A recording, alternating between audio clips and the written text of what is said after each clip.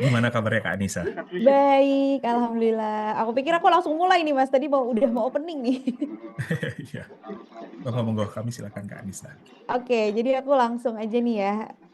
Di siang hari ini aku akan sharing ini sama teman-teman Bapak Ibu semuanya tentang cara cerdas menyiapkan tabungan pendidikan anak.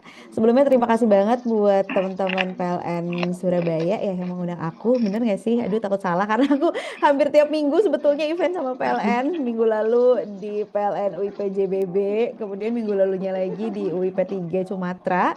Minggu lalunya lagi di PLN EPI. Jadi setiap minggu ada undangan dari PLN. Agak bingung nih siapa sebenarnya yang mengundangnya. Tapi terima kasih banget karena aku apresiasi sekali sama PLN yang selalu concern nih sama well-being. Ternyata bukan cuma finansial aja ya, tadi juga bisa konsultasi dengan psikolog. Itu bagus banget karena cerita dikit suamiku itu resign dari pekerjaannya karena anxiety disorder. Jadi kami waktu itu bolak-balik ke psikolog, ke psikiater tuh bayar sendiri, tidak dibayarin sama perusahaan dan gak ada akses dari perusahaannya. Sampai pada akhirnya suamiku resign, dia kerja di salah satu multinational company ya, telekomunikasi. Setelah dia resign, perusahaannya baru membuat program seperti yang PLN tadi itu. Jadi bisa konsultasi gratis dengan psikolog atau psikiater. Jadi menurut aku itu penting banget ya supaya bisa bekerja dengan tenang juga karena secara fisik, mental, dan finansial kita sudah lebih paham. Oke, nggak kebanyakan cerita, aku mau langsung aja nih. Di siang hari ini kita akan bahas gimana sih caranya menyiapkan tabungan pendidikan anak. Ini concern yang sangat valid sekali. Kenapa? Karena di Indonesia ini pendidikan dan kesehatan dua hal basic yang harus diusahakan sendiri. Mungkin Bapak Ibu atau teman-teman di sini ada yang follow aku. Semalam juga aku baru posting tentang gimana caranya nih gaji kita yang kerasa pas-pasan, yang kerasa banyak, tapi kok pas dipakai bayar-bayar tuh pas-pasan gitu ya. Ternyata yang paling banyak itu porsi terbesarnya salah satunya adalah di pendidikan anak. Apalagi kalau anaknya lebih dari satu. Biasanya porsi untuk anak itu jadi yang paling besar. Sekolahnya mahal, masih harus les juga. Belum lagi makanannya harus bergizi. Kalau anaknya ada special needs, butuh terapi, itu juga jadi satu pengeluaran tersendiri. Jadi menyiapkan pendidikan anak dari jauh-jauh hari ini justru sangat penting dan jangan menunggu sampai anaknya besar ya. Oke, sekilas aku perkenalan dulu. Aku Anissa Steviani. Sebenarnya basic aku tuh jurnalis. Jadi 10 tahun bekerja sebagai jurnalis, tapi dari 2019 aku akhirnya mengambil sertifikasi financial planning. Kenapa? Karena di 2013 saat pertama kali nikah itu aku menyadari oh nikah dan punya anak itu butuh kemampuan pengelolaan keuangan yang baik ya supaya keluarganya bisa berjalan sesuai tujuannya. Jadi dari 2013 itu aku sudah banyak menulis tentang keuangan, tapi waktu itu karena posisinya jurnalis, sering nulis di blog juga, belum tersertifikasi. Jadi aku hanya ngobrol dengan financial planner, kemudian aku tulis di blog, aku tulis di mediaku juga. Banyak menulis soal keuangan keluarga dan parenting. Sampai akhirnya di 2019 aku memutuskan untuk belajar lebih serius, ambil sertifikasi, dan di tahun-tahun berikutnya lebih banyak mengambil sertifikasi tentang keuangan. Dari estate planning itu tentang waris sampai Islamic Financial Planner. Jadi memang keuangan ini topik yang nggak semua orang merasa bisa, padahal semua orang butuh uang, ya kan? Ini kita diem seperti ini, nonton webinar aku atau berinteraksi sama orang, rasanya nggak keluar uang ya. Padahal kan itu keluar uang ya, kita bayar listrik, bayar wifi ini kalau aku di rumah, minum, itu kan semuanya bayar ya. Nah itu sebenarnya kesadaran yang perlu dipahami bahwa kalau memang belum paham tentang financial planning, yuk kita belajar. Karena setiap detik hidup kita itu butuh uang gitu. Oke, kenapa setiap detik hidup kita butuh uang? Karena uang itu bukan perkara bisa beli kebahagiaan apa enggak, tapi bisa meningkatkan kualitas hidup. Jadi kualitas hidup kita itu pasti akan jauh meningkat kalau kita bisa kelola keuangan kita dengan baik.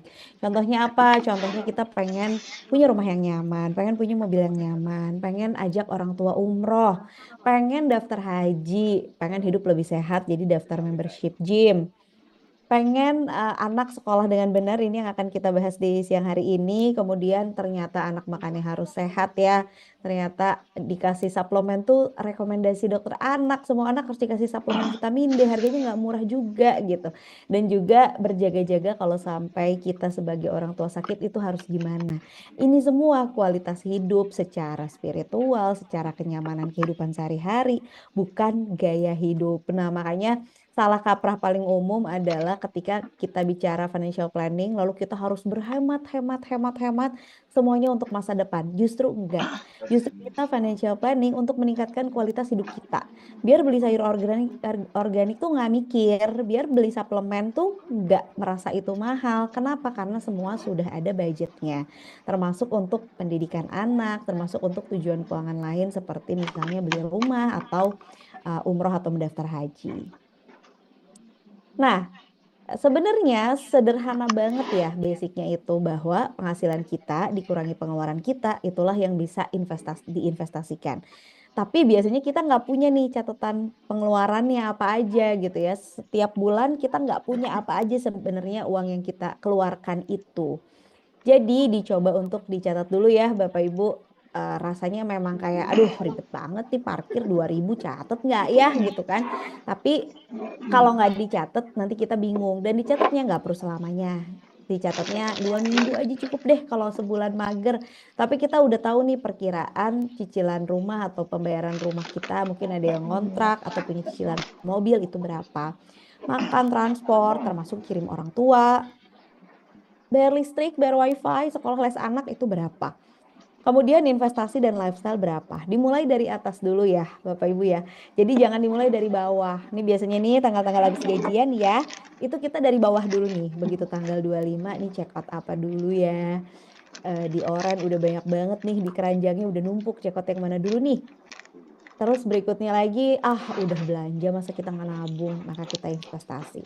Barulah kita bayar-bayar tuh cicilan rumah segala macam. Di ujung-ujungnya nggak cukup uangnya. Habis itu kita ambillah tabungan kita yang udah ditabung di awal itu. Habis itu nyalahin diri sendiri. Kayaknya aku emang gak bakat nabung deh. Tiap kali nabung kepake-kepake mulu. Nah itu karena gak dibikin budgetnya. Kita mulai dari atas. Segala utang-utang cicilan ada berapa? Dibikin budgetnya. Makan, transportasi itu berapa? Dibikin budgetnya. Kalau zaman dulu dipisahkan pakai amplop ya. Boleh banget kalau masih mau masih works di TikTok juga aku sering lihat ibu-ibu budgeting tuh pakai dompet budgeting namanya kalau beli di online di e-commerce itu tuh namanya dompet budgeting jadi kayak satu dompet dia ada kepisah-pisah gitu misalnya yang ini buat transport minggu ini buat makan siang minggu ini buat beli galon air misalnya karena bayar galonnya masih cash gitu ya dipisah-pisah. Tapi zaman sekarang bisa juga dipisahkannya dengan cara pakai aplikasi banking yang bisa memisahkan budgeting ini. Jadi dicari kemudahannya aja. Yang jelas pengeluaran bulanan ini di cover dari penghasilan bulanan. Udah lancar dong ya. Begitu terima gaji ya pastilah bayar cicilan segala macam. Atau kalau misalnya suami atau istrinya bekerja juga itu termasuk ke dalam penghasilan bulanan. Kita tutup untuk pengeluaran bulanan. Yang bulanan aku yakin Bapak Ibu udah lancar ya. Meskipun mungkin masih banyak bocor-bocor halusnya atau masih bingung buat apa budgetnya berapa itu gak apa-apa sambil jalan aja. Biasanya yang kita kaget adalah pengeluaran tahunan. Di PLN mana ya kemarin yang dia bilang peminjaman ke koperasi itu meningkat banget setiap mau lebaran. Nah, itu kan sebenarnya red flag karena lebaran itu sesuatu yang terjadi setiap tahun. Jadi seharusnya disiapkan 1 tahun apa aja keperluan hari raya itu. Kalau mudiknya jauh sampai keluar pulau, apalagi anaknya banyak, jadi tiketnya perlu banyak. Berarti dibagi 12 tuh kalau THR nggak cukup. Tiap kali mudik habis berapa ditabung setiap bulan. Itu yang biasanya orang lupa. Jadi ujung-ujungnya pas mau lebaran ya mau beli tiket minjem koperasi deh gitu. Nah, meminjam uang untuk hal-hal yang sebetulnya nggak perlu karena bisa disiapkan dari jauh-jauh hari. Kemudian mungkin ada THR asisten di rumah, bayar pajak mobil, bayar pajak motor, berkurban. Mau kurban nih ya, biasanya juga nih, aduh gila nih kaget banget udah mau kurban lagi. Nih kurban tiap tahun Kak ya, nggak akan tiba-tiba kurbannya 2 tahun sekali. Jadi bisa banget disiapkan setiap tahun. Di covernya dari mana? Di covernya dari THR dan bonus nih biasanya. Kalau Kalau mobil kamu belinya nggak nyicil ya, belinya cash sesuai sama kemampuan. Kalau mudiknya nggak keluar pulau, jadi masih di Pulau-Pulau Jawa aja lah. Kalau si semuanya sesuai sama kemampuan, pasti THR dan bonus kita tuh cukup untuk memenuhi pengeluaran tahunan ini. Biasanya yang bikin gak cukup adalah ketika THR-nya mau datang, kita udah mikir-mikir dulu nih beli apa ya.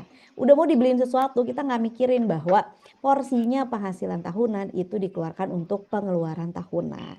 Nah, kenapa ini penting? Karena dari titik inilah kita baru bisa menentukan sebenarnya kita bisa berinvestasi atau nabung berapa nih untuk sekolah anak.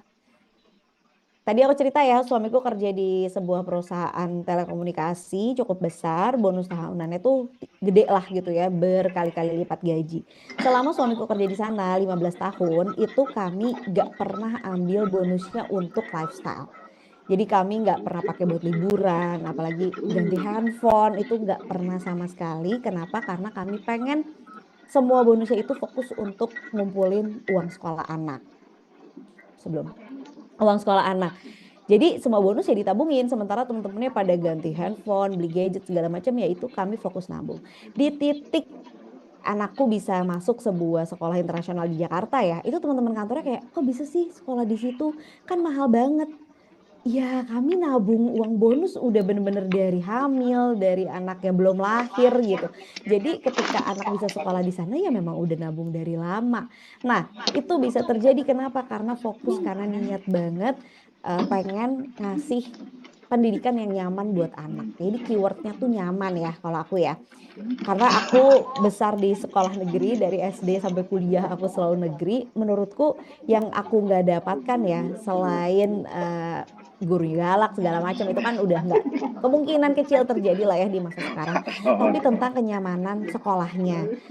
Aku ngalamin SD tuh ke toilet eh, apa ke toiletnya tuh harus nimba air dulu di sumur gitu kayak itu tuh sangat-sangat gak nyaman. Toilet SMP ku nggak bisa dikunci, jadi kalau kita mau ke toilet harus bawa teman lain untuk megangin pintunya gitu. Itu kan kenyamanan-kenyamanan yang pengen aku kasih buat anak sehingga aku niat banget nabungin uang buat sekolah anakku. Nah, alhamdulillah karena anakku juga satu setelah 11 tahun financial planning, ini tahun ke-13ku, itu uang sekolah anakku dari SMP sampai Ayo SMA sampai sitok. kuliah kalau mau kuliah di Indonesia tuh sudah terpenuhi. Jadi sekarang udah tinggal tenang aja Ya nih kalau mau lanjut kapan? nabung ya mungkin buat kuliah di luar negeri. Tapi kalaupun enggak, ya udah sekarang baru kami kayak bisa Golak liburan, ya, Pak. bisa lebih lowong untuk lifestyle. Kenapa? Karena aku merasa prioritas utamanya adalah anak. Berarti mana? Berarti di sini nih. Kita melihat uang Nah, itu iki. sebagai distraksi emosi.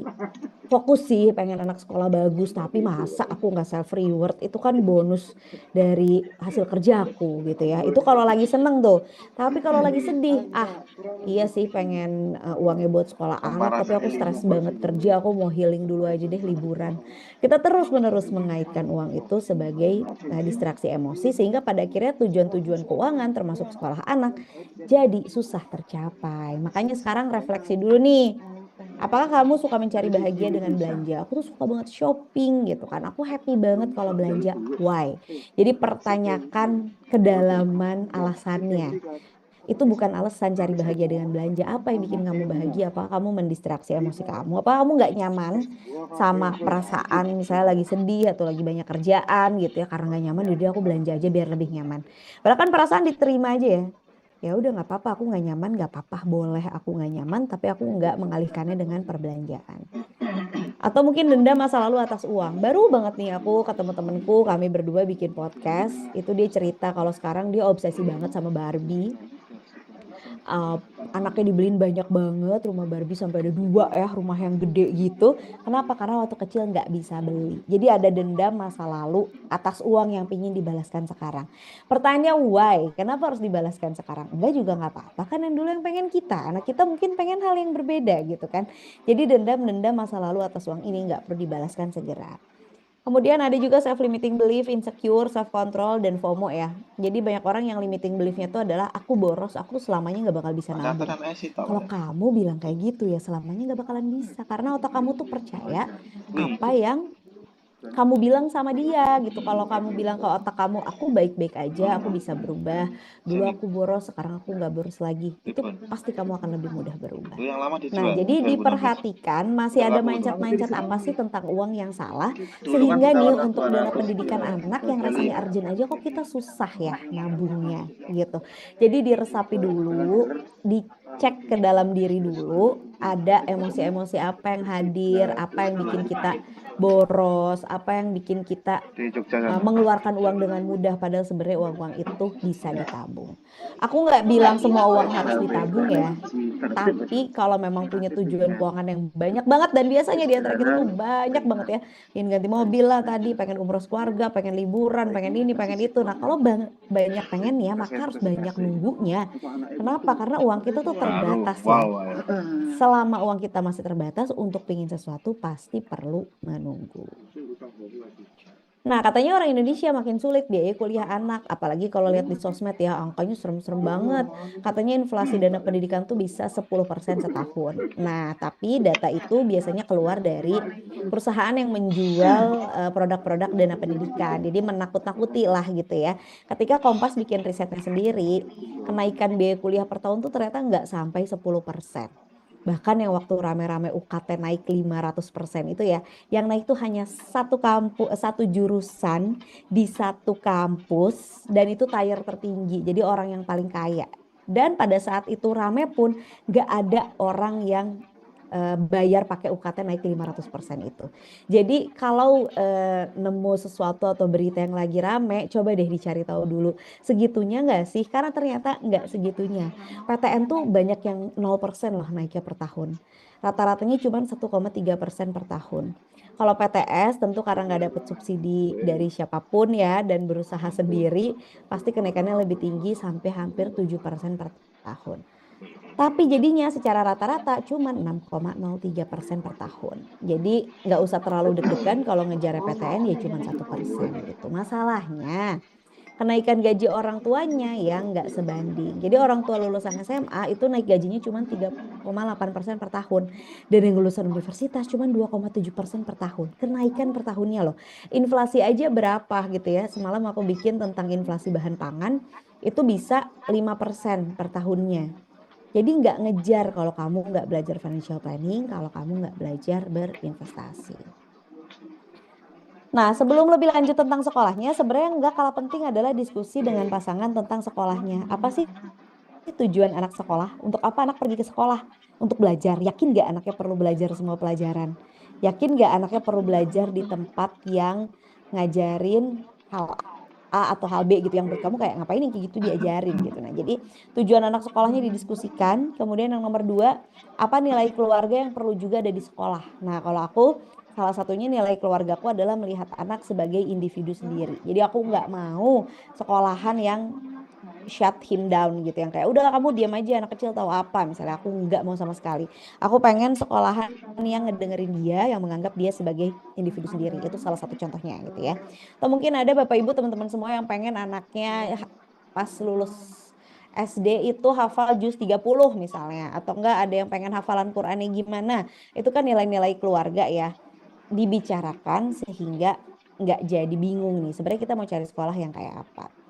Apa fasilitas yang non-negotiable? Kalau aku kemarin fasilitas sekolah yang aku pengen banget wajib banget ada adalah toilet ukuran anak.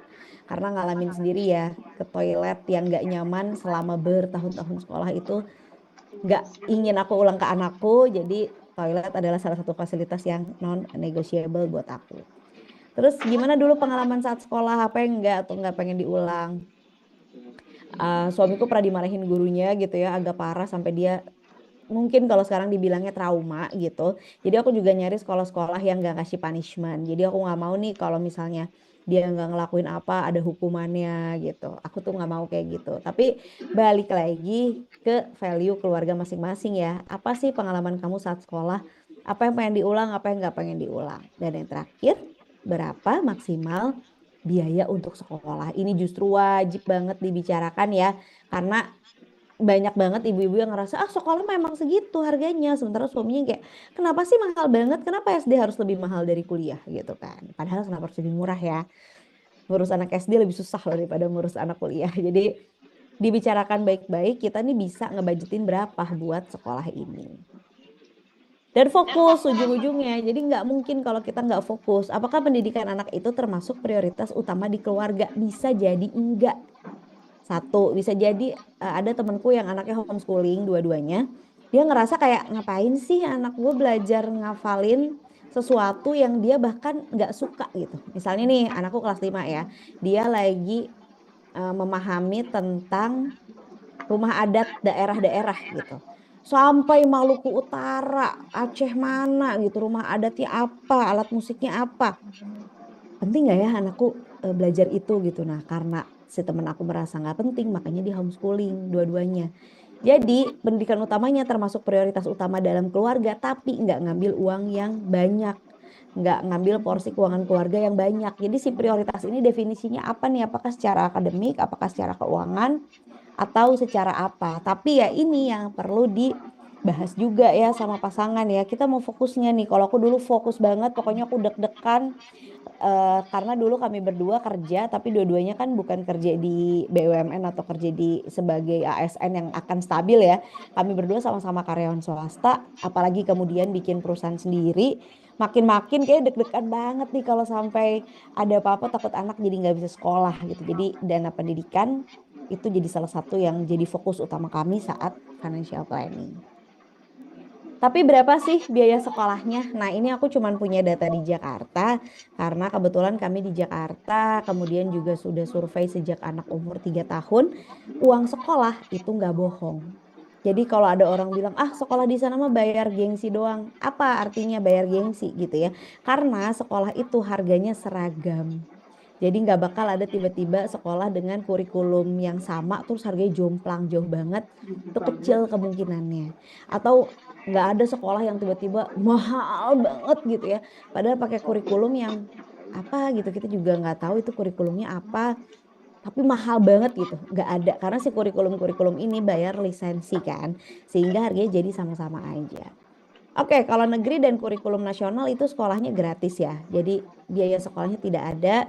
Cuman ya tetap kan perlu beli seragam, beli buku kayak gitu. Tapi overall biayanya tuh nggak ada. Gimana dengan yang kurikulumnya Nasional Plus? Nasional Plus ini udah banyak juga yang dibilang inter ya. Padahal kurikulumnya misalnya cuma Cambridge di pelajaran bahasa Inggris gitu.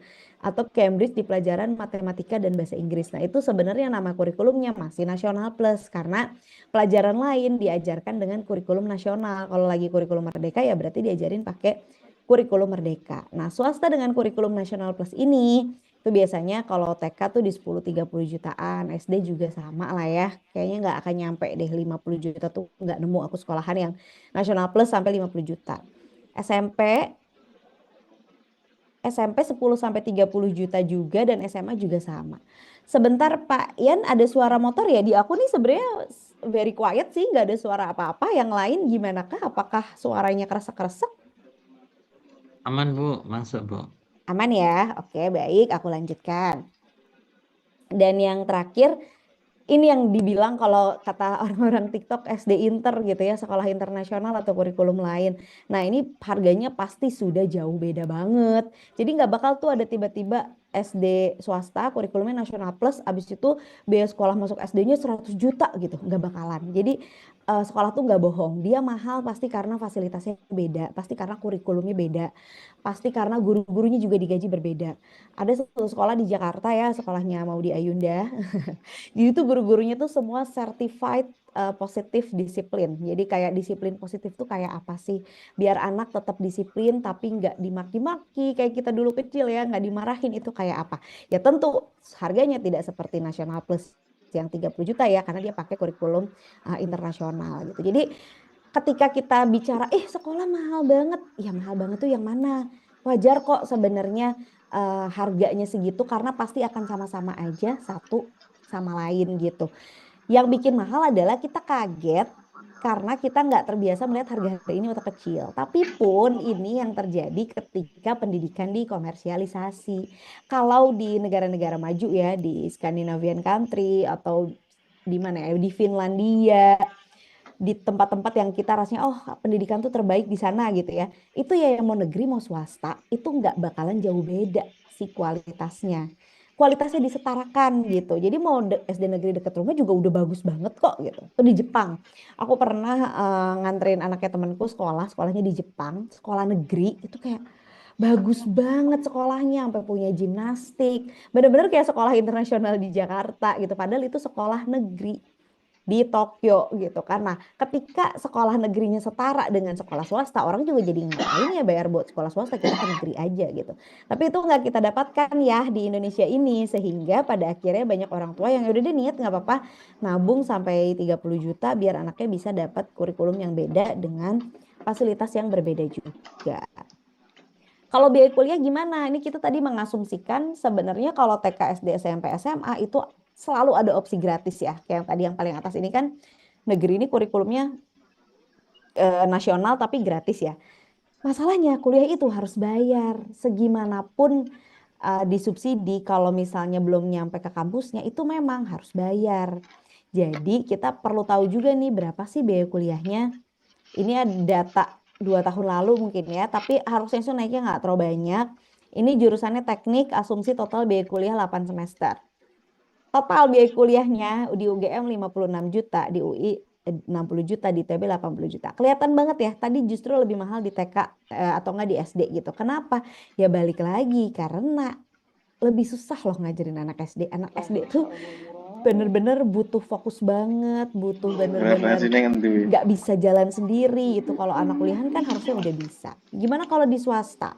Kalau di swasta itu tell you ini di Bandung kayaknya lagi rame banget, kayaknya lagi hits banget itu di 100-an juta. Binus, UPH itu lebih mahal lagi daripada kampus negeri.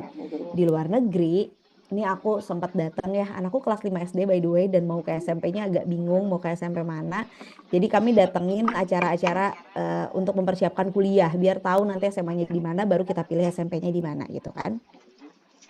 Ternyata di negara-negara seperti Jerman, Belgia, Turki itu kalau dihitung-hitung ya katanya tuh uang yang keluar bakalan sama-sama aja kalau kamu ngekos di UI dan bayar kuliah di UI gitu.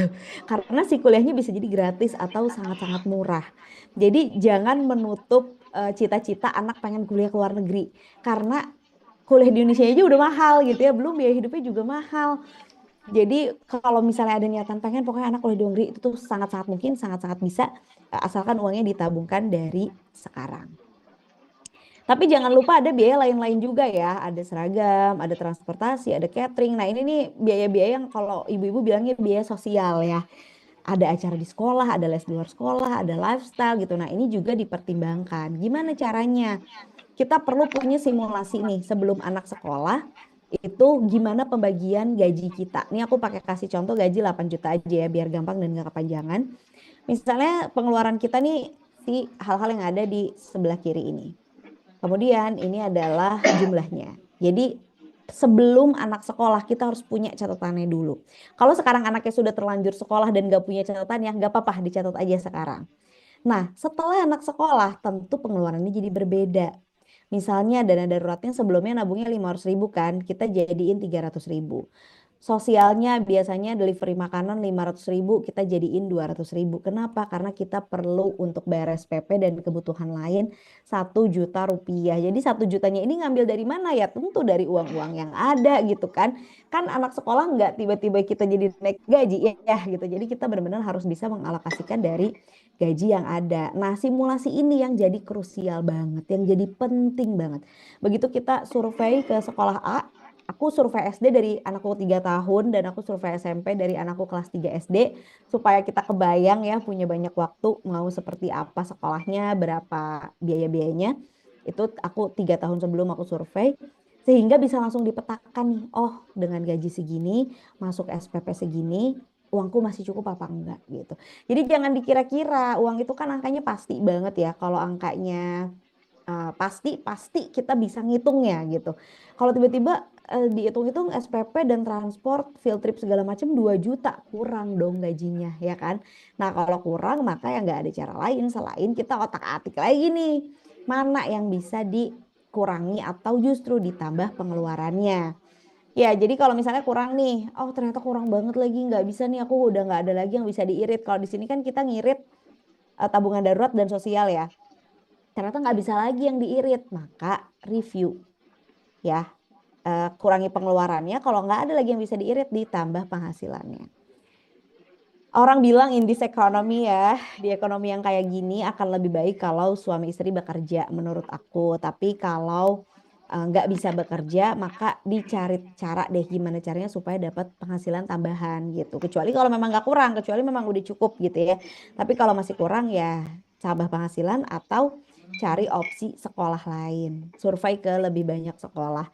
Dan masuk sekolah negeri itu boleh banget, tapi menurutku pasti perlu tambahan les di luar sekolah. Karena kan sekolah negeri itu muridnya banyak ya, biasanya tuh banyak anak yang gak ke-handle juga langsung sama gurunya, sehingga di sekolah negeri oke gratis, tapi dipertimbangkan untuk tambah-tambah les di luar sekolah. Gimana kalau mau berutang untuk dana pendidikan? Aku sih nggak menyarankan, karena sejujurnya aku nggak menyarankan berutang untuk apapun kecuali rumah ya. Rumah masih oke lah kita ngutang gitu karena dijadikan aset. Tapi kalau untuk mobil, kendaraan, liburan itu aku nggak pro banget berutang. Tapi juga kita perlu tahu ya alasan yang pertama, masa depan anak bukan hanya tentang sekolah. Ketika kita ngomongin masa depan anak, yang dipikirin adalah nanti sekolahnya di mana, gajinya gimana, nanti dia dapat sekolah yang terbaik apa enggak ya gitu. Padahal masa depan anak juga kita sebagai orang tuanya mandiri enggak di masa pensiun. Kalau kita mandiri, masa depan anak pasti akan baik-baik aja. Pendidikan itu udah pasti, jadi disiapkan segera. Begitu kamu hamil emang 7 tahun kemudian akan masuk SD. Jadi enggak, aku tidak pro berutang karena bisa disiapkan dari lama. Kemudian juga pilihan sekolah banyak, bisa disesuaikan dengan kemampuan. Dan bisa gunakan uang tambahan lain seperti bonus gitu untuk mempercepat pencapaian tujuan pulang sekolah anak. Nah, tapi ada juga nih faktor keuangan lain yang mempengaruhi. Jadi kita ngerasa ini indirect gitu ya, tapi ngaruh banget ternyata. Yang pertama adalah sakit, yang kedua adalah meninggal dunia saat anak masih kecil.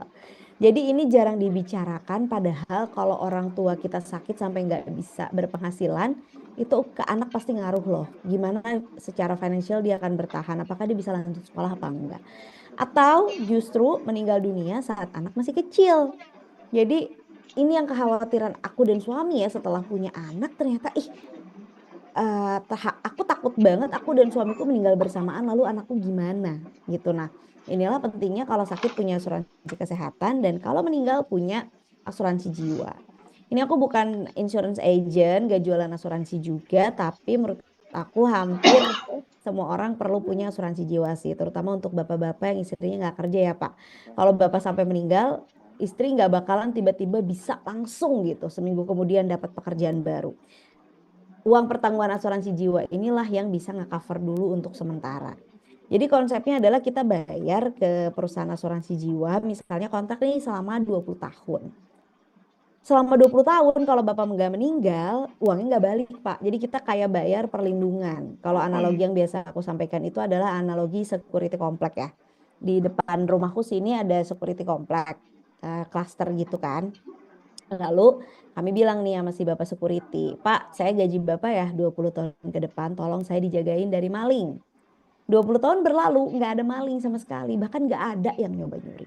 Apakah kita minta cashback sama si bapak security, Pak cashback sini gaji bapak selama 20 tahun sia-sia saya gaji bapak, nggak ada maling juga gitu. Nggak kan, kita malah jadi merasa aman, merasa terlindungi karena ada security.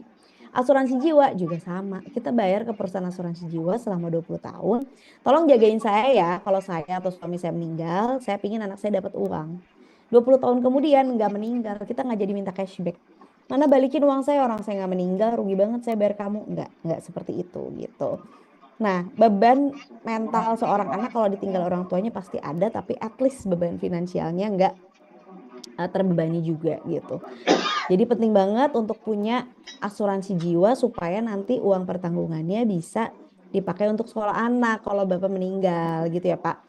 Jadi kalau nggak meninggal alhamdulillah panjang umur ya, anaknya bisa tetap ditemenin sampai dewasa. Jadi penting banget asuransi jiwa ini, salah satu yang menurut aku urgent karena orang Indonesia kapok ya sama asuransi ya. Nanti kalau nggak cair gimana, nanti kalau nipu gimana, orang tua saya pernah ketipu. Padahal most likely itu terjadinya sebelum ada OJK. Jadi dua perusahaan asuransi yang banyak gagal bayar itu dua-duanya sudah bangkrut dari 98 dan 2008, tapi masih jual produk dan ada orang beli. Makanya jadinya chaos gitu ya. Kalau zaman sekarang udah ada OJK, aturan asuransi juga sudah lebih detail, lebih jelas, udah seperti SOP di bank ya. Jadi pada akhirnya si perusahaan asuransi jiwanya pun jadi lebih aman karena ya ada aturannya gitu. Sebelumnya bahkan gak ada aturannya sama sekali. Yang perlu diingatkan adalah asuransi juga, bukan investasi. Kita kadang-kadang masih ketuker-tuker ya. Aku mau asuransi pendidikan, aku mau asuransi jiwa, itu benar. Aku mau asuransi kendaraan, benar apa enggak? Nah, asuransi itu untuk sesuatu yang tidak direncanakan dan tidak pasti datangnya. Investasi itu direncanakan dan pasti datangnya.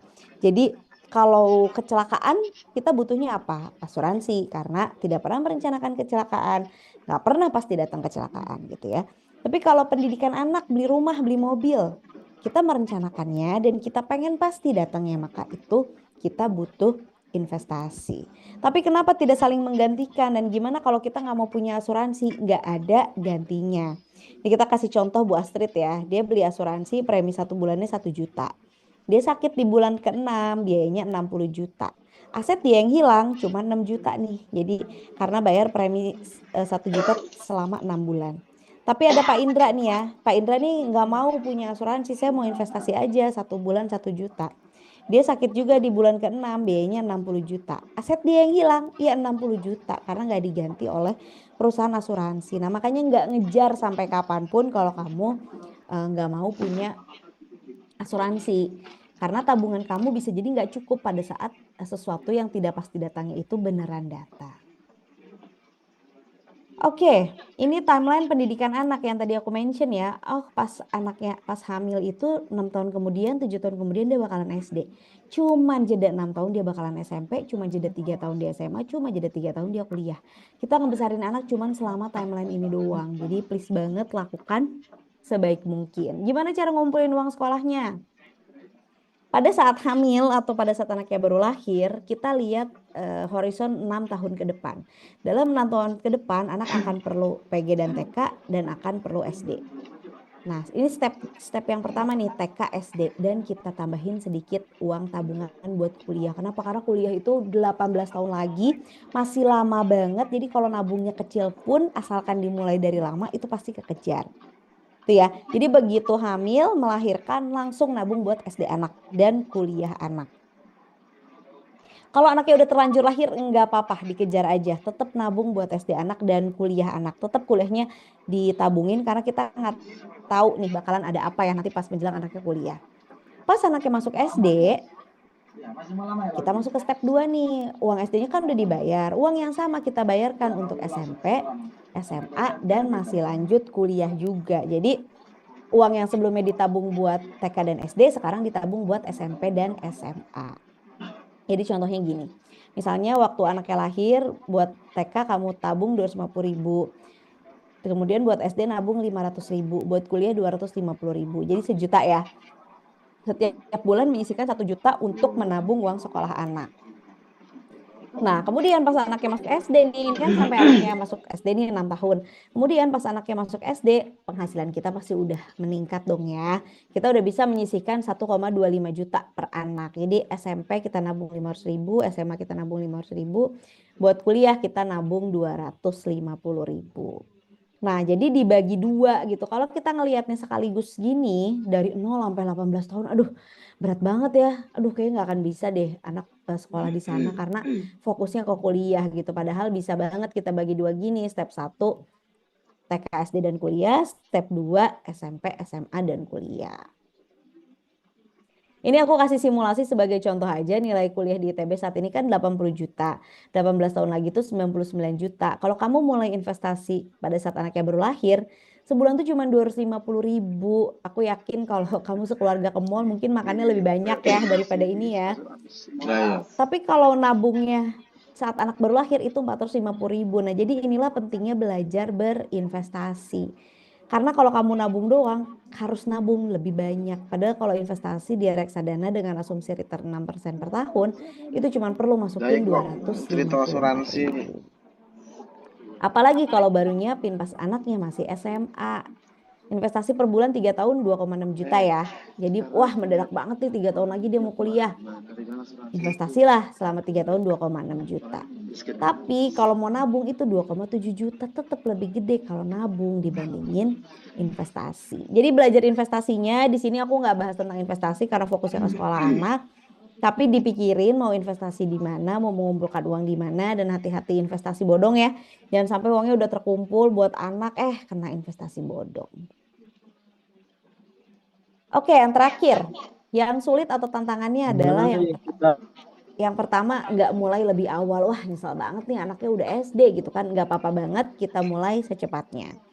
Kemudian nggak menjadikan pendidikan sebagai prioritas. Jadi kayak udah tahu sih kuliah di Indonesia mahal, tapi ya udah lihat nanti aja.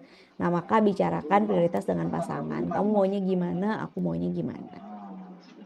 Nggak mempertimbangkan biaya lain selain biaya sekolah. Jadi shock banget begitu masuk sekolah. Aduh ternyata SPP-nya tuh ada ini itunya. Masih harus nambah ekskul, masih ada biaya-biaya lain. Di survei ditanyakan sejak awal. Dan yang terakhir nggak memperhitungkan jarak kelahiran. Meskipun anak dibilang ada rezekinya masing-masing ya.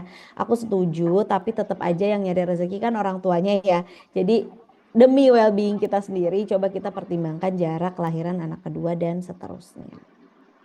Jadi mulainya dari mana? Survei, aku always bilang survei, jangan malu-malu survei.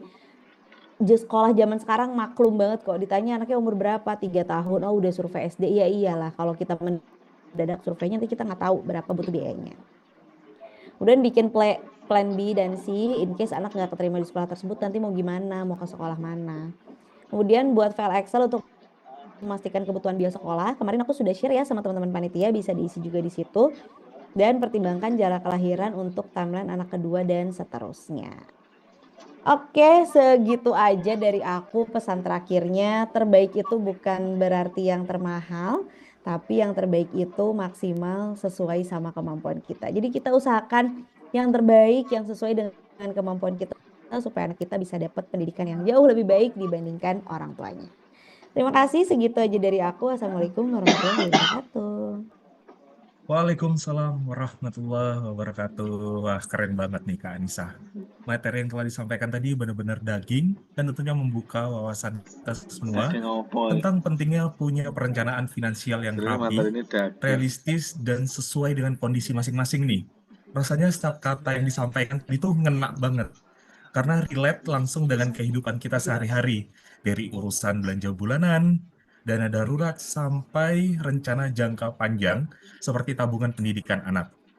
Banyak dari kita yang mungkin tadinya masih bingung ya, mau mulai dari mana, atau bahkan merasa takut duluan mendengar kata financial planning.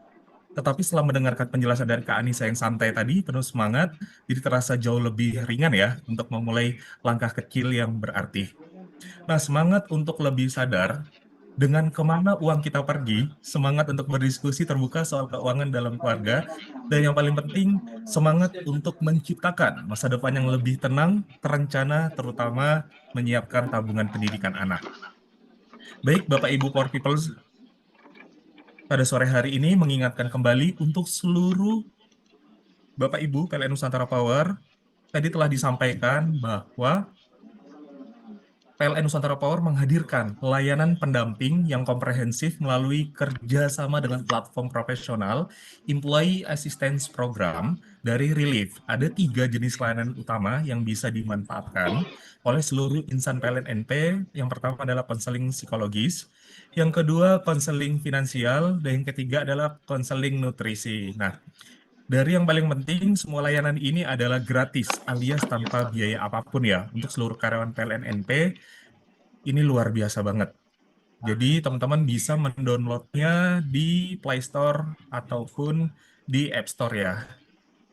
Dan jika ada pertanyaan, monggo silakan Bapak Ibu semua bisa menghubungi dari tim Human Capital Service ya. Sekali lagi, layanan ini adalah sifatnya gratis, tentu saja rahasia serta kerahasiaan Bapak Ibu semua dijamin aman. Nah, sekarang saatnya kita akan memasuki ke sesi tanya jawab. Ini adalah kesempatan emas buat Bapak Ibu hadirin semua, seluruh Power People untuk menggali lebih dalam hal-hal yang mungkin masih bikin penasaran nih. Silahkan menggunakan fitur raise hand di Zoom bagi yang ingin bertanya, karena kita akan mengutamakan buat Bapak Ibu yang mengajukan raise hand terlebih dahulu. Nanti akan kami persilahkan satu persatu untuk menyampaikan pertanyaan secara langsung kepada Kak Anissa.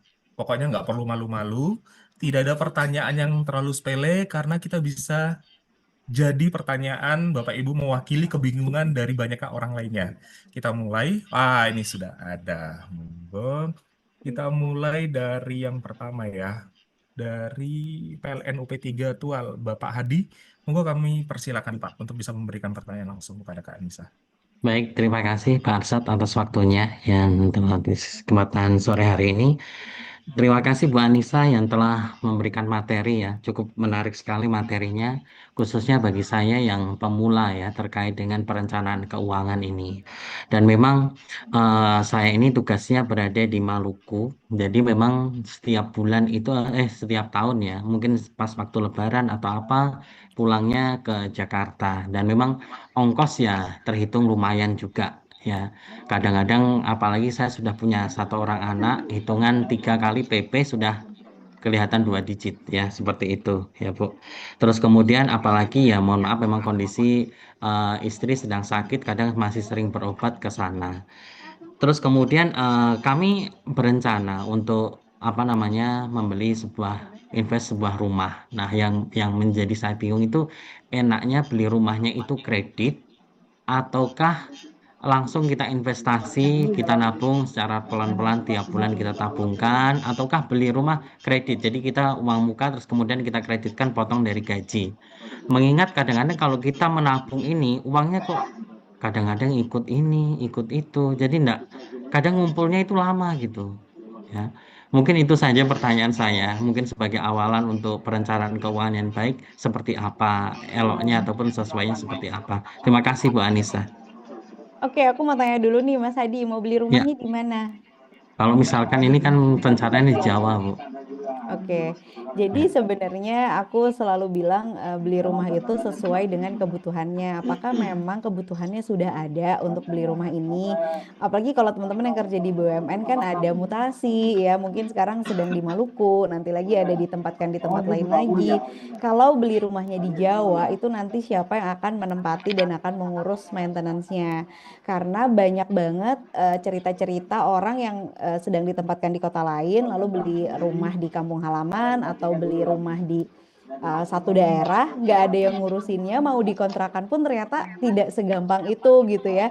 Kita tetap harus datang, ternyata ada yang mau ngontrak terus ada keran bocor, ada berbagai maintenance yang lebih enak kalau ada orang yang menunggu di sana gitu. Kalau memang ada yang menunggu, ada keluarga, itu akan jauh lebih baik.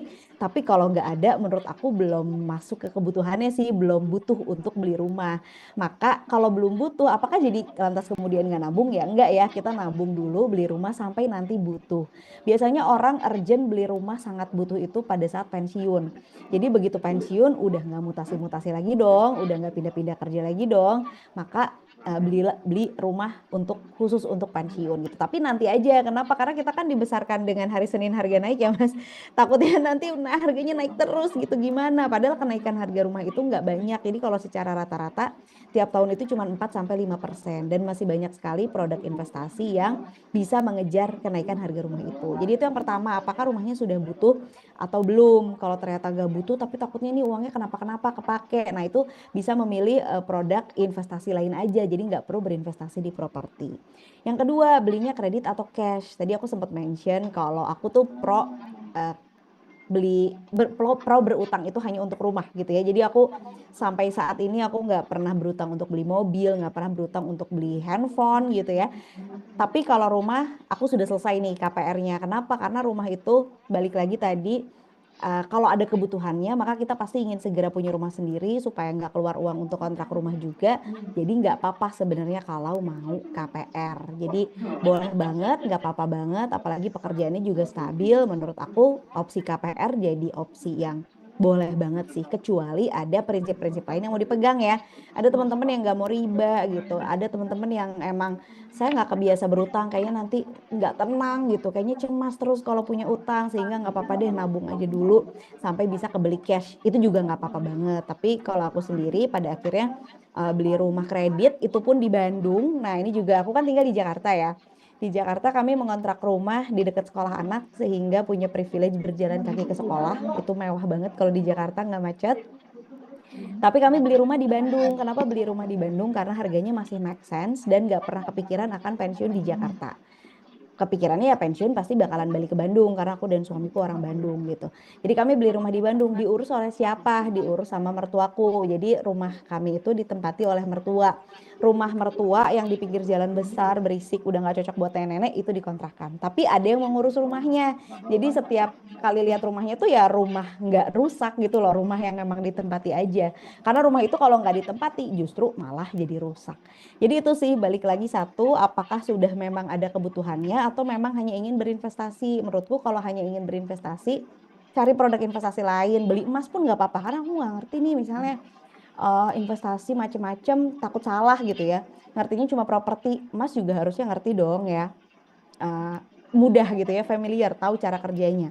Kalau memang niatnya berinvestasi, maka jangan di properti selama belum ada kebutuhannya.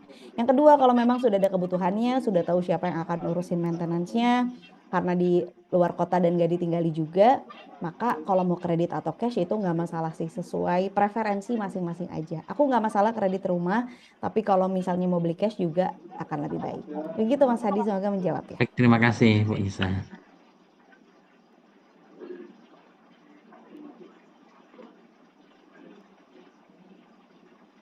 Baik, terima kasih sudah menjawab pertanyaan ya, Kak Anissa. Dan selanjutnya, monggo kami persilakan kepada Kak Intan dari UPTH, monggo. Terima kasih kesempatannya, Mas. Mbak Nisa, saya ingin bertanya, apakah kita perlu mempertimbangkan untuk asuransi pendidikan atau lebih baik kita investasi sendiri ataupun apakah lebih baik dengan investasi emas? Nah, itu pertimbangannya gimana ya, Kak Nisa? Terima kasih. Oke, terima kasih Mbak Intan. Bukan kalangan P kan ya? Ini juga nyambung sama pertanyaannya Pak Mbak Robert nanti dari langsung bilang tadi. Mbak, saya jualan loh. Siapa tuh Mas? Halo, ya oke.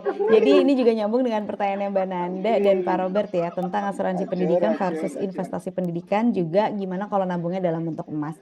Jadi sebenarnya asuransi pendidikan itu tuh dua produk. Jadi satu ada produk asuransi jiwa, satunya produk investasi pendidikan. Tapi digabungin nih produknya, disatukan gitu. Kenapa perlu disatukan? Biar orang-orang yang ngerasa nggak bisa investasi gitu ya, sini nitip aja di aku, kata perusahaan asuransi gitu. Jadi Mbak Intan menitipkan uang, ini nih uang saya 1 juta misalnya, sama perusahaan asuransi akan dibagi dua. Misalnya 500.000 untuk bayar asuransi jiwa, 500.000-nya lagi untuk investasi pendidikannya. Tapi yang namanya nitip uang sama orang ya, pasti ada biaya-biayanya kan, ada biaya admin, ada komisi, ada apa segala macam. Jadi mungkin yang diinvestasikan cuma 300.000 gitu.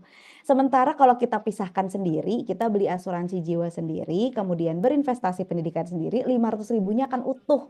Full semuanya akan dipakai untuk berinvestasi. Nah makanya bukannya nggak boleh beli asuransi pendidikan, tapi jatuhnya biasanya lebih rugi dibandingkan berinvestasi sendiri gitu. Jadi karena biayanya jadi ada gitu ya, jadi lebih besar. Kalau orang-orang yang uangnya berlebihan banget, aku tahu banget tuh banyak yang kayak udahlah nggak apa-apa, yang penting ada yang ngurusin gitu. Tapi kalau kita yang masih terbatas, masih yang kayak mikir-mikir nih, kaum mendang-mending gini, menurutku dipisahkan aja. Asuransi dan investasi dipisahkan. Dan banyak juga produk asuransi pendidikan itu yang asuransi jiwanya justru untuk anak. Jadi kalau anak meninggal kita dapat uang buat apa gitu ya. Justru kan kalau anak meninggal kita nggak butuh uang lagi gitu. Nah kita perlunya adalah asuransi jiwa untuk pencari nafkah utama. Kalau pencari nafkah utamanya suami gitu ya, maka beli asuransi jiwa buat suami. Kalau suami meninggal, anak tetap bisa sekolah. Tapi bisa juga nih pencari nafkah utamanya Mbak Intan, karena suami pekerjaannya tidak tentu, lebih stabil Mbak Intan yang kerja di BUMN gitu. Beli juga buat Mbak Intan nih, nggak apa-apa. Jadi kalau sampai Mbak Intan meninggal, itu nanti anaknya bisa tetap melanjutkan pendidikan seperti biasa. Nah itu perbedaan asuransi dan investasi pendidikan. Terus gimana nih kalau aku mau investasi sendiri nggak ngerti pakai produk apa gitu ya. Kayak pertanyaannya Mbak Nanda kan, kalau investasi untuk pendidikan mendingan emas atau reksadana nih. Nah, ini pertanyaan menarik. Kenapa? Karena investasi itu yang paling penting adalah habitnya dulu. Kita punya habit berinvestasi yang baik. Kalau sekarang ada orang-orang yang aku punya tabungan berjangka, Mbak. Ibu-ibu tuh biasanya bikin tabungan berjangka gitu ya. Yang penting auto debit dulu deh gitu kan. Itu udah habit yang baik. Tapi tabungan berjangka tentu returnnya nggak tinggi. Kita naik lagi nih sedikit ke reksadana. Reksadana ini konsepnya gimana? Reksadana ini konsepnya patungan. Aku patungan 100.000 tiap bulan, Mbak Intan 100.000. Semua patungan 100.000 sampai ada 1 triliun. Nah, ada orang namanya manajer investasi ngaturin uang kita itu ditaruh di mana aja nih supaya bisa menghasilkan. Si manajer investasi nggak megang uang kita, uangnya ditaruh di bank. Bank juga nggak ngatur uang kita, yang ngaturnya manajer investasi. Kita beli bukan ke mereka berdua, kita beli di marketplace reksadana gitu namanya. Jadi kayak Shopee, kayak Tokopedia, kita beli di sana, beli satu sebuah brand itu kan gak ada hubungannya sama Shopee atau Tokopedia-nya ya. Sama itu juga begitu gitu. Kita beli reksadana di satu marketplace, kemudian nanti ada orang yang ngaturin, ada orang yang nyimpen, dia ada 3. Nah, tapi biasanya orang jadinya ngakunya awam nih, tapi aku awam banget, takut banget nih Mbak kalau ditaruh di situ karena aku nggak pernah gitu ya. Nah, buat yang awam, reksadana ini sama pemerintah di-encourage orang-orang untuk berinvestasi di reksadana sehingga masuk ke dalam program inklusi keuangannya. Sekarang bisa dibeli dari 10.000. 10.000 kita beli apa sih ya kan? Pasti kita maulah coba, ayo kita belajar beli reksadana 10.000. Cara belinya gimana? Nanti wah ternyata 1 hari udah ada untungnya, 1 minggu udah ada untungnya. Biasanya kalau udah nyoba jadi merasa nggak awam lagi gitu. Kita juga bisa ngelihat dari total dana kelolaannya. Wah, reksadana ini udah mengelola uang 1 triliun, tandanya banyak orang yang percaya sama dia. Oh, reksadana yang ini ngelola uangnya cuma 30 miliar, kenapa ya dikit banget gitu. Kita cari yang lebih dipercaya orang aja. Nah, itu bisa kayak gitu. Tapi tetap nih aku masih ragu gitu ya, kayaknya aku mau belajar dulu deh tentang reksadananya. Saya mau coba di emas aja, gimana Mbak? Gak apa-apa banget. Kemarin waktu orang-orang lagi rame antri emas ya, banyak banget yang nanya aku, Kak ini saya beli emas nggak ya? Ya pertanyaannya apakah memang selalu nabung rutin emas apa enggak? Poinnya ada di nabung rutinnya nih. Kalau misalnya tiap kali gajian kita rutin beli emas 1 gram setiap bulan gitu ya. Mau harganya naik mau harganya turun ya kita tetap beli. Sehingga kita akan dapat harga rata-rata. Tapi kalau misalnya nggak beli rutin, ya ngapain pas lagi tinggi malah beli gitu kan? Justru nggak seperti itu gitu. Cuman kalau misalnya masuk apa enggak nih investasi emas untuk dana pendidikan, inflasinya kena. Jadi kenaikan harga emas itu bisa mengalahkan inflasi dana pendidikan. Jadi bisa banget kalau mau nabung uang sekolah anak pakai emas. Dan emas zaman sekarang kan nggak mesti beli 1 gram ya, ada yang setengah gram. Meskipun harganya lebih mahal, tapi kan kita jualnya juga setengah graman ya. Kalau beli setengah gram ya jual setengah gram gitu. Harganya lebih mahal tapi bisa jadi opsi untuk bikin habit nabungnya dulu gitu. Untuk bikin kebiasaan baiknya dulu. Supaya kalau udah terbiasa nanti kita belajar produk investasi apapun ya sudah terbiasa menyisihkannya, tinggal dipindahin produknya aja. Gitu Mbak Intan.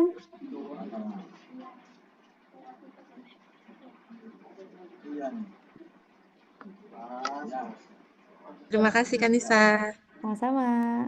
Oke, Kak Intan sudah terjawab dengan jelas ya. Baik, kita akan berlanjut ke komentar Bapak Ibu Power People nih yang sudah bertanya. Izin Kak Anissa membacakan pertanyaan. Jika anak 3 tahun lagi kuliah, investasi apa yang paling cocok nih kira-kira Kak Anissa mau? Oke, jadi kalau tinggal 3 tahun lagi ini kan sudah jangka pendek ya. Kalau tadi kita bicaranya anaknya masih kecil, mau kuliahnya masih lama, kita masih punya lebih banyak pilihan untuk berinvestasi karena kita bisa terima risikonya gitu ya, jangka waktunya masih panjang. Tapi kalau masih pendek, yang pertama perlu dilakukan menurutku adalah anaknya mau kuliah di mana nih, perkiraannya dulu aja. Karena namanya anak SMA ya, aku lihat anaknya teman-temanku udah kelas 3 aja masih ganti-ganti ini pengen kuliah di mana gitu kan. Tapi kita lihat perkiraannya dia mau kuliah di mana, lalu kita cari tahu biayanya berapa. Cari tahu sedetail-detailnya. Jadi jangan malu untuk nanya, jangan malu untuk nanya ke teman-teman yang anaknya udah kuliah juga. Kalau misalnya perlu kos tuh kosnya berapa sih, biaya hidupnya tuh sebulan berapa, ada buku apa aja gitu. Supaya kita punya bayangan selama anak kuliah itu kita akan keluar uang berapa. Nah kemudian kita nabunglah atau berinvestasilah selama 3 tahun ini untuk memenuhi itu gitu. Bisa pelan-pelan ya, misalnya nanti biaya hidupnya aku ambil dari gaji bulanan aja, tapi nanti untuk uang kuliahnya mau aku tabungkan dari sekarang misalnya. Boleh, perlunya berapa uang kuliahnya, lalu kita dibagi 3 tahun. 3 tahun ini kita akan nabung berapa nih tiap bulan kalau mau nabung. Karena kalau 3 tahun ini nabung di bank digital aja menurut aku masih oke-oke aja sih ya. Karena kan jatuhnya jangka pendek, untungnya juga lumayan. Kita nggak perlu belajar lagi. Bank digital kan cuma tinggal taruh aja, habis itu bunganya lebih besar daripada bank umum.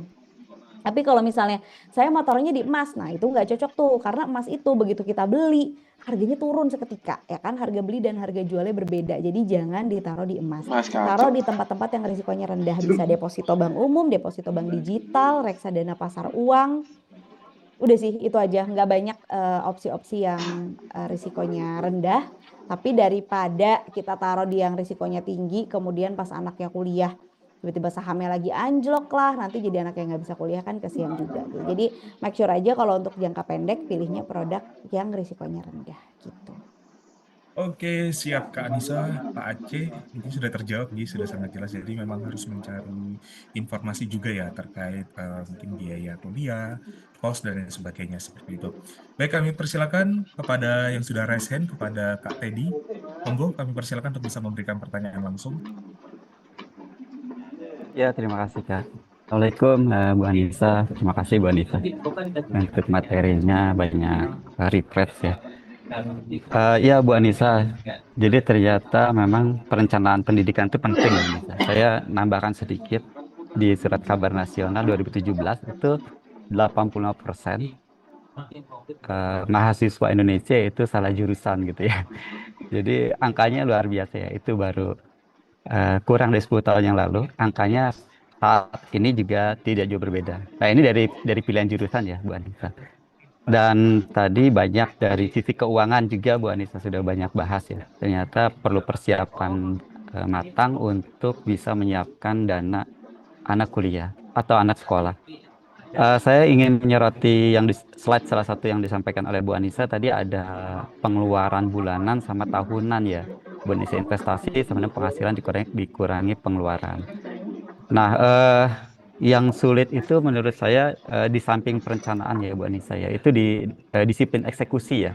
Jadi setelah kita merencanakan gitu ya untuk masing-masing pos dari tadi Bu Anissa sudah dari cicilan rumah sampai lifestyle ya semua sudah ada termasuk sekolah dan les anak. Nah, ternyata di eksekusinya nggak sedisiplin yang sudah kita rencanakan gitu. Nah, menurut Bu Anissa bagaimana pengaturan untuk monitoring ya yang perlu dilakukan sehingga pada saat eksekusi atau pengeluaran yang sudah kita lakukan itu nggak sesuai dengan yang sudah kita rencanakan. Karena biasanya kan ketika kita income-nya naik, spending-nya tuh naik biasanya Bu Anissa. Kalau di kita biasanya seperti itu kebiasaannya ya. Naik gaji, naik pengeluaran juga gitu. Akhirnya posnya juga nggak selesai juga sesuai dengan perencanaan. Makasih Bu Anissa. Oke, jadi memang yang susah dari pengelolaan keuangan itu tadi juga aku sempat mention ya, ada FOMO, ada self control, ada disiplin gitu. Nah, kalau merasa disiplin eksekusi, menurut aku segalanya diotomasi sih. Zaman sekarang tuh udah bisa banget dibikin otomatis. Ada aplikasi banking karena aku sendiri dan suami sama-sama punya perusahaan sendiri, jadi menggaji karyawan juga. Itu kami kan nggak gajian kayak karyawannya ya. Kami ada satu pos yang memang dikumpulkan di satu aplikasi bankingnya itu untuk gajian bulan ini gitu ya. Nah, otomasinya adalah si aplikasinya bisa langsung auto debit untuk semua kebutuhan. Jadi di tanggal 25 nih kemarin ya, teman-teman pada gajian juga, aku juga gajian karyawan-karyawanku dan kemudian aku juga auto debit semuanya. Apa aja yang di auto debit, kirim ke orang tua. Budgeting untuk groceries, belanja bulanan itu kami masukkan lagi ke tempat yang terpisah. Kemudian bayar wifi, bayar listrik, ya segala kebutuhan itu diotomasi. Sehingga pada akhirnya habis kan ya penghasilannya ya. Orang bilangnya kayak ih numpang lewat doang. Ya bukan numpang lewat karena memang semua penghasilan kita itu kan untuk dipakai dengan pengeluaran yang seharusnya gitu. Memang uang yang tersedia di rekening hanyalah uang yang akan dipakai bulan itu aja. Nah, biasanya orang nih males otomasi ini karena kayak aduh nggak berasa banget ya punya uangnya gitu nanti aja lah. Jadi nggak dibikin otomatis terus jadinya malah jadi lupa ternyata belum ada, belum cicilan ini belum kebayar lagi, utang ini belum kebayar lagi. Tengah bulan tokennya habis ngambil lagi dari rekening. Nah, kalau kami udah bagi-bagi semuanya sedetail-detailnya jadi disiplin karena memang udah nggak kelihatan gitu uangnya. Aku sebut aja ya. Jadi aku pakai Bank Jago. Bank Jago ini sebenarnya bank digital, tapi aku nggak nyimpen uang di sana. Ini buat budgeting aja. Jadi ini sebentar aku buka. Jadi di Bank Jago ini kita bisa bikin pocket-pocketnya dan ini bikin kita jauh lebih disiplin. Bank Jago.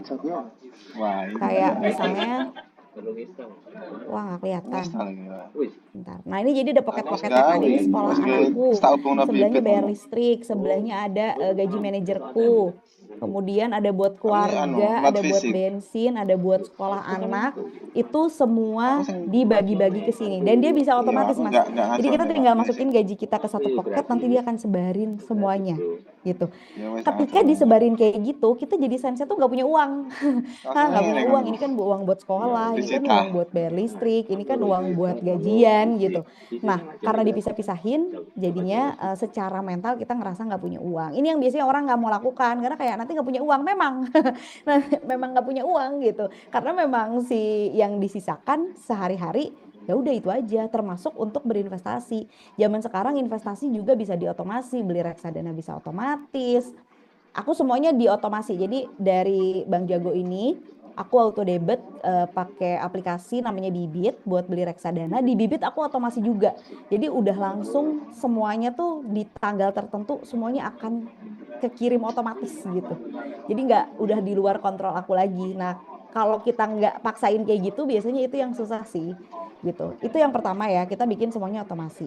Yang kedua, kalau sampai aku udah ngebudgetin makan siang segini kok tetap lewat-lewat juga ya, bisa jadi budgetnya kekecilan. Karena biasanya saat pertama kali semangat financial planning, orang tuh pingin irit ya. Jadi kayak bisa nih kayaknya sekali makan siang 15.000. Padahal dicari gimana pun di sekitaran kantor tuh minimal 25.000 misalnya makan siang. Tapi kita kayak enggak harus bisa 15.000. Jadinya hari ini 20.000, besoknya 25.000, di akhir bulan gak cukup. Itu kan berarti budgetingnya yang salah gitu ya. Kita rasanya pengen irit tapi gak sesuai dengan harga-harga. Jadi di review juga apakah beneran budgetnya tuh udah sesuai atau belum dengan kondisi di lapangan. Kalau ternyata udah semuanya sesuai dan jadinya gak bersisa, nah itulah berarti red flagnya nih, oh berarti aku harus review lagi mana pos yang beneran bisa diirit atau ternyata selama ini emang gak cukup nih gajiku. Bisa jadi karena tanggungannya banyak. Jadi anaknya 3, adik masih kuliah di BI juga, ngebiayain orang tua dan mertua juga. Jadi di satu kantor yang sama, dengan grade yang sama, dengan gaji yang sama, bisa jadi satu orang cukup banget gajinya dan orang lainnya kayak nggak cukup karena tanggungannya berbeda gitu. Nah, itu yang menurutku jadi sangat krusial. Yang pertama mengotomasi semuanya, yang kedua rajin-rajin nge-review budgetnya. Beneran kamu boros atau beneran uangnya yang kurang gitu. Itu yang perlu dipahami duluan sih. Kurangnya gampang. Begitu, Mas. Ya. Terima kasih Bu Anissa. Karek-kone. Sama-sama. Sedikit jawab dengan sangat jelas ya Kak Teddy. Terima kasih Kak Anissa, dan selanjutnya kami persilahkan nih raise hand yang terakhir kepada Kak Dini Rahmawati. Silahkan. Masih standby kah? Ada? Oke. Monggo. Jadi materinya bagus banget ya. Nah, saya mau nyambung ke statement di slide terakhir terkait bahwa yang terbaik bukan berarti yang termahal. Nah, yang ingin saya tanyakan itu ideal ya, atau yang masih dikatakan wajar itu berapa persen sih dari income kita yang disisihkan untuk dana pendidikan. Nah, karena selama ini tuh kita baru tahu mungkin untuk besaran utang ataupun KPR itu kan yang disarankan cuma antara 30-40%. Nah, kalau untuk dana pendidikan itu berapa? Karena kan nantinya akan pasti anak sekolah itu perlu biaya-biaya lainnya. Mungkin itu agak meleset dari perkiraan kita kayak study tour dan lain-lain. Terima kasih. Oke. Iya, ini pertanyaan yang umum banget. Sebenarnya rule of thumb itu 10% sih, Mbak. Tapi aku banyak ngobrol sama orang, termasuk diriku sendiri. 10% kalau 3 anak jadinya 30% juga gitu ya. Apakah kalau 3 anak tetap 10% jadinya kecil banget gitu. Jadi memang nggak bisa disamaratakan persentasenya untuk setiap orang. Nah, kalau aku sendiri dulu waktu penghasilan sama-sama masih dua-duanya bekerja itu lumayan besar untuk anak sekitar 20% waktu dia TK tuh ya. Tapi lama-lama ya kami juga menambah penghasilan, terus juga aku ada sampingan segala macam, pada akhirnya bisa juga sih nyampe di bawah 10%. Tapi pada saat 20%, apakah jadi ngos-ngosan? Enggak juga sih, karena pengeluaran terbesarnya waktu itu cuma cicilan KPR sama sekolah anak. Sisanya tuh kami bukan tipe yang beli luxury brand, enggak gitu ya, liburan ke luar negeri waktu itu juga enggak. Jadi banyak banget hal-hal yang nggak dipakai untuk lifestyle, jadinya buat uang sekolah anak. Jadi kalau memang merasa kan ada nih orang-orang, yang ada teman-temanku yang kayak sekolah mah biasa-biasa aja lah, tapi dia bisa gampang bolos soalnya sukanya traveling banget. Ada temanku kayak gitu, jadi anaknya sekolahnya hybrid karena dia pengen sering-sering ngajak anaknya traveling. Bagi dia traveling adalah lebih sekolah daripada sekolah gitu ya. Nah itu kan berarti kan udah beda prioritas ya. Mungkin karena sekolahnya hybrid nggak offline, si porsi sekolahnya jadi mungkin cuma 3% atau mungkin 5% dari penghasilannya dia, tapi sisa uangnya dia pakai traveling yang menurut dia akan lebih bermanfaat buat anaknya. Jadi setiap orang akan beda-beda berapa sih yang bisa kita sisihkan buat anak. Nggak ada yang lebay, nggak ada yang berlebihan. Kalau memang kamu merasa ini aku pengen banget nih sekolah di sini, boleh banget, nggak apa-apa. Asalkan ya pasti risikonya ada pos-pos lain yang jadinya nggak bisa dipakai sebagaimana mestinya karena kita fokus sama sekolah anak gitu, Mbak. YouTube. Terima kasih, Mbak. Iya, sama-sama, Mbak. Baik Ya, kawan. gimana Mbak Nini? Sudah cukup jelaskah? Terjawab nggih? Sudah, Mas.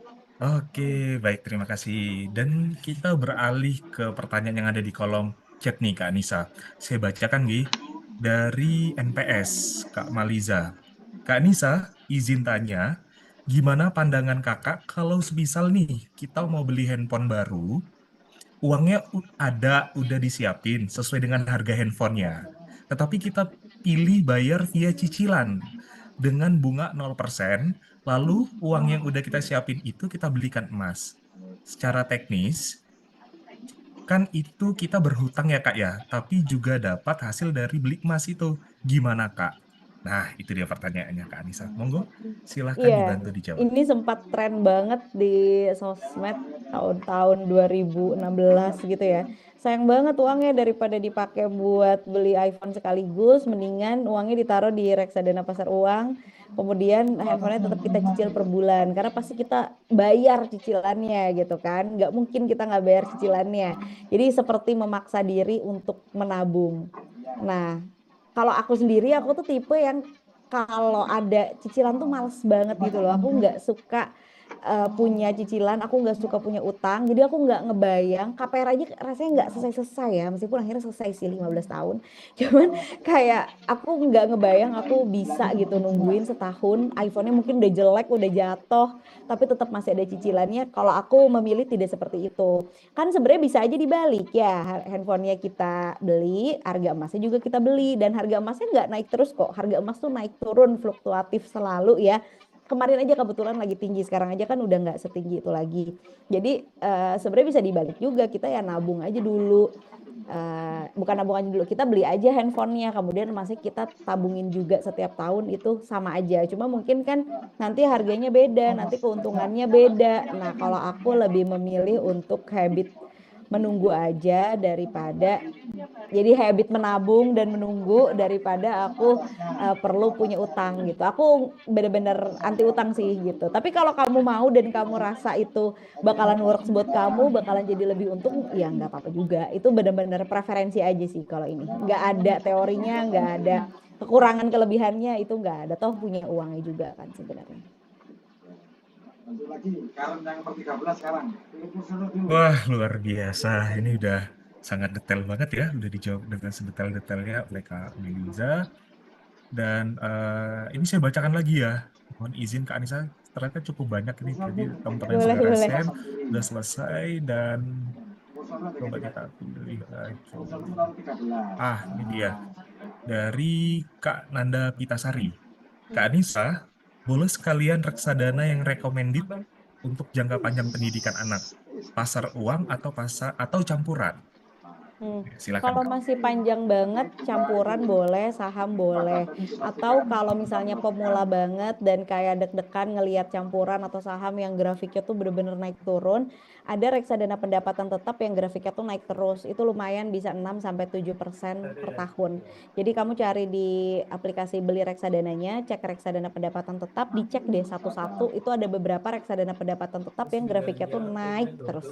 Nah itu jadinya nggak bikin deg-degan karena yang bikin kapok dari investasi itu biasanya karena uang kita merasa hilang, minus, takut loss gitu. Padahal nggak kita ambil anyway gitu ya, jadi masih floating loss. Cuman jadinya rada-rada kapok.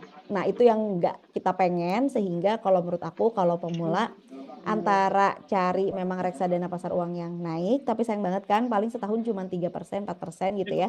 Jadi cari reksadana pendapatan tetap tapi yang grafiknya naik juga. Cuma kalau misalnya nggak pemula sih di campuran atau di reksadana saham juga nggak masalah. Oke, memang perlunya di ini ya Kak Anissa ya, dicek satu-satu lebih dahulu ya untuk investasinya. Baik, dan kita akan lanjutkan pertanyaan selanjutnya. Apakah aman dan worth it menggunakan tabungan pendidikan anak untuk investasi lainnya yang dianggap lebih menggiurkan? Misalnya, lahan kos yang potensinya menguntungkan di masa depan. Boleh Dialih banget. fungsikan ini, boleh banget ya. Iya, biasanya kan cita-cita pengen jadi ibu kos 1000 pintu Iya ya. benar. Boleh banget, cuma dipikirin aja karena kan konsepnya investasi kos-kosan itu passive income ya. Jadi kita akan dapat penghasilan setiap bulannya untuk apakah nantinya akan cukup gitu untuk uang sekolah anaknya. Kalau ternyata oh iya dari kos-kosan setiap bulan bisa dapat sekian juta nanti ketutup uang sekolah anak ya itu boleh-boleh aja. Jadi nggak masalah. Jadi investasi itu nggak mesti tadi di saham atau zaman sekarang semua orang investasi di kripto. Nggak mesti sih kalau misalnya mau going konvensional dengan misalnya beli properti, beli emas, menurut aku sih nggak apa-apa asalkan memang si tujuan keuangannya beneran akan tercapai dengan cara beli kos-kosan ini gitu.